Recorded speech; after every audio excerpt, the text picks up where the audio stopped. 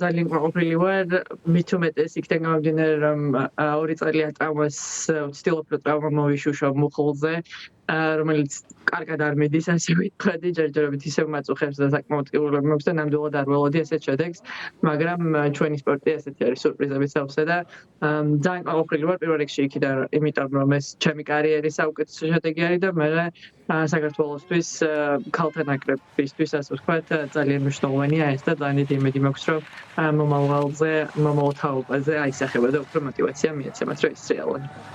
ინო როგორც აღნიშნეთ, საკმაოდ რთული მოსამზადებელი პროცესი ჰქონდათ ტრავმიდან გამომდინარე. როგორ ფიქრობთ, რა არის ის მთავარი ფაქტორები, რამაც განაპირობა ასეთი შედეგის მიღწევა მსოფლიო ჩემპიონატზე?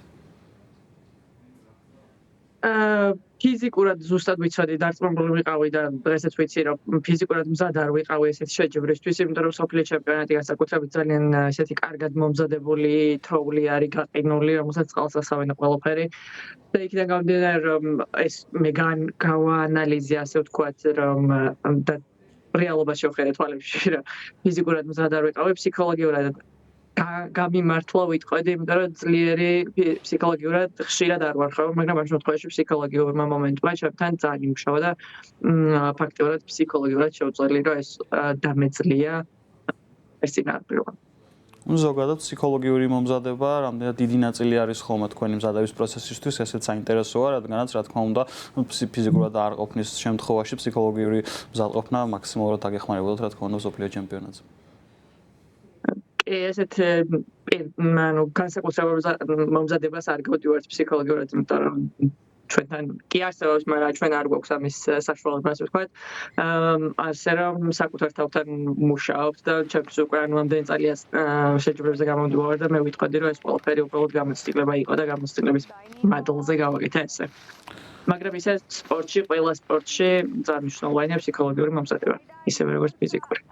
ნამდვილად, როგორც ვიცი, აგრძელებთ თქვენ მზადებას ასევე სხვადასხვა შეჯიბრებებისთვის, არაპირებთ გაჩერებას ამაზე ამ სეზონში და საინტერესოა რა მიზნები და გეგმები გაქვთ და ასევე მსოფლიო ჩემპიონატზე ასეთი წარმატებული გამოსვლის შემდეგ საკუთარ თავს უფრო მეტად საკუთარი თავისგან უფრო მეტი წარმატების მიღწევას და სხვა შეჯიბრებებზეც თქვათ შედეგების გაუმჯობესებას. კი, რა თქმა უნდა, სეზონი მე ფაქტიურად ახლა დავიწყე, იმიტომ რომ მსოფლიო ჩემპიონატზე მხოლოდ 4 შეჯიბრზე გამოვედი, 2 გიგანტურ სლალომში და 2 სლალომში. სლალომში უფრო თავდაჯერებული ვიყავი აქამდეც, გიგანტში უფრო მიჭერს, იმიტომ რომ უფრო მტკივნეულია, მაგრამ ამ შედეგის შემდეგ უფრო, რა თქმა უნდა, თავდაჯერებულობა მომემატა, იმიტომ რომ ჩემი თავის, საკუთარი თავის შესახებაც როგორც სპორტსმენი, ბევრი რამე გავიგე. დარწმუნებული არ ვიყავ, მაგრამ ვიცოდი, რომ არ შემეძლო ეს, მაგრამ ფაქტია, რომ შევძლელი და თურმე არ არის შეუძლებელი. ამის შემდეგ ჯერ არის ისევ საერთაშორისო შეჯიბრები FIS-ზე გიდით ჩატარებული მთელს ევროპაში, რომელზეც მეც და ბიჭებიც ვაპირებთ, რომ გამოვიდეთ. წელს ესეთი დიდი შეჯიბრი უკვე მეტი აღარაფერი აღარ გვიწევს და ფაქტიურად ახლა ბოლო ეტაპი არის მოსამზადებელი და კვალიფიკაციის ასაღები ოლიმპიადისთვის, რომელიც მომავალ წელს თებერვალში ჩატარდება კორტინაში, იტალიაში. და იმედია კიდევ ერთხელ გიხილავთ ოლიმპიურ თამაშებზე, საინტერესო იქნება ნამდვილად თქვენი გამოსვლა იქ. ნინო, ასევე აუცილებლად უნდა გკითხოთ იმის შესახებ, რომ სულ რამდენიმე დღის წინ დასრულა ზამთრის ახალგაზრდული ევროპული ოლიმპიური ფესტივალი თბილისში, ბაკურიანსა და ბათუმში გაიმართა შეჯიბრებები, სადაც ქართველმა მოთხილამურეებმაც მიიღეს მონაწილეობა და საკმაოდ წარმატებითაც იასპარეზეს. ირაკლი ხერგიანის გამოსვლა მინდა რომ გამოვყო. თქვენი აზრით, როგორც ზამთრის სპორტსმენის წარმომადგენლის აზრით, რამდენად მნიშვნელოვანია ასეთი ფესტივალის მასპინძლობა საქართველოსთვის და რამდენად განავითარებს ეს ყველაფერი ზამთრის სპორტის სახეობებში ჩვენი სპორტსმენების წარმატებებს, როგორ ფიქრობთ? ძალიან მნიშვნელოვანია, რა თქმა უნდა, მინდა რომ გულუწყფელად მიულოს საქართველოს სათხილამურო ფედერაციას და ოლიმპიურ კომიტეტს ესეთი ფესტივალის ჩატარება, იმიტომ რომ საკმაოდ დიდი და მნიშვნელოვანი ფესტივალი არის ჩვენ სპორტში, განსაკუთრებით რა თქმა უნდა, ახალგაზრდებისთვის, პატარა შედარებით ახალგაზრდებისთვის.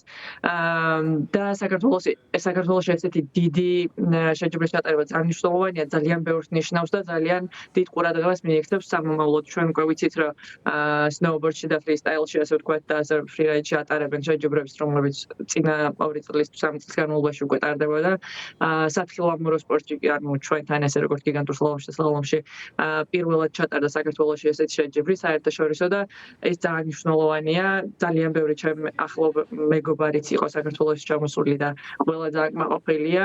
მინდა ასევე მივულოთ, რომ საქართველოს სპორტსმენებს წარმატება ჩემთვის ძალიან სასიხარულოა, ასე ვთქვათ, როცა ახალ თაობას ვხედავ, რომ იზრდებიან და უფრო მოტივირებულები არიან და ცდილობენ, რომ მიაღწიონ საკუთარ საუკეთესო შედეგს და ვიცი, ნამდვილად ძალიან მიხარია და ვილოცავ კიდევ ერთხელ ყველას. ამ ოლიმპიური ფესტივალის ჩასატარებლად საქართველოს ძალიან კარგი წინაპირობა ჰქონდა გულისხმობ ფრისტაილის ფრისკისა და სნოუბორდის მსოფლიო ჩემპიონატს, რომელიც ჩატარდა საქართველოში და აქედან გამომდინარე, რა თქმა უნდა, კიდევ უფრო მეტად გაიზარდა ბაკურიანის და ზოგადად საქართველოს მიმართ ყურადღება, განსაკუთრებით ზამთრის სპორტის მოყვარულებისთვის, რომელთანაც თქვენ, რა თქმა უნდა, ხშირი შეხება გაქვთ. საინტერესოა, რამდენად აღნიშნავენ ამ ყველაფერს მსოფლიოს სხვადასხვა კუთხიდან, რამდენად გაიზარდა მსოფლიო ჩემპიონატის ჩატარების შემდეგ უკვე ცნობადობა ზამთრის სპორტის მოყვარულებში თქვენი აზრით ბაკურიანისა და საქართველოს შესახებ. საკმაოდ, იმიტომ რომ აქეთ ევროპულ ქვეყნებში განსაკუთრებით როგორც არის ავსტრია, შვეიცარია, გერმანია, იტალია ძალიან დიდი ყურადღება ექცევა ზამთრის სპორტს. აქედან გამომდინარე, ყველა მითის, რომ საქართველოში ჩატარდა ესეთი შეჯიბრები წინა რამდენიმე წლის განმავლობაში და ასევე წელს. ძალიან ყურადღება ექცევა, ყველა ქვეყანა აგზავნის ბევრ სპორტსმენს, ასე რომ ტელევიზორში წაშუქებენ და ყურადღება ექცევა მოკლედ ამ სპორტს და აქაც ბევრი ლაპარაკობს და ბევრმა გაიცნო უკვე საქართველო როგორც ზამთრის სპორტის ქვეყანა.